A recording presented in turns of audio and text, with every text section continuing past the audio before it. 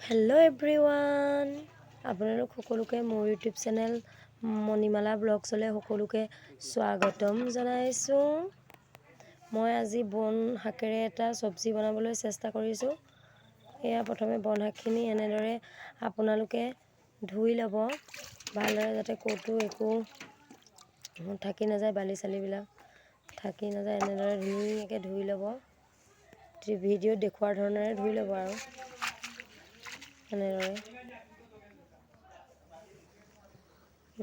ধুই লৈ পিনি এনেকৈ মিক্সিটোত ভৰাই ল'ব। এনেকৈ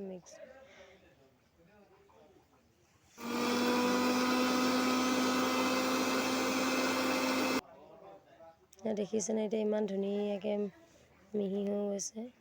এয়া ইমানখিনিয়ে ওলালে আৰু আঞ্জাখন বনাবৰ বাবে সৰু সৰুকৈ কাটি লোৱা এটা পিঁয়াজ, থেতেলিয়াই লোৱা আদা নহৰু, নিমখ আৰু এয়া হালধি আৰু এয়া জিৰা আৰু মিট মছলা, সেয়া আৰু এটা কাটি লোৱা সৰু আলু আৰু এয়া মাছ, গৰৈ মাছ। প্ৰথমে আমি এয়া কেৰাহীখন গৰম হোৱাৰ পাছত মিঠাতেল দি ল'ব। এয়া এনেদৰে মাছকেইটা ফ্ৰাই কৰি ল'ম। পাছত এইখিনি তেলতে মাছ ফ্ৰাই কৰা তেলখিনি তেনেকৈ আমি পিঁয়াজ দি ল'ম।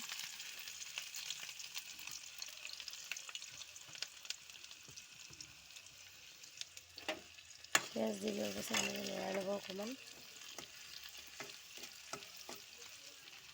লৰাৰ পাছতে থেতেলিয়াই লোৱা আদা নহৰু,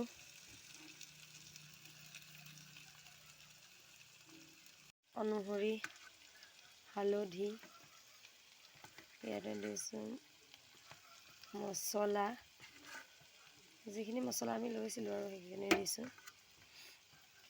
তাৰপিছত অলপ ভালদৰে লৰাই ল'ব।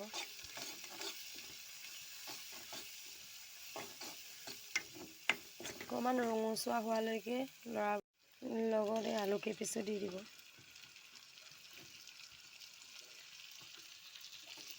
লৰাই থাকিব।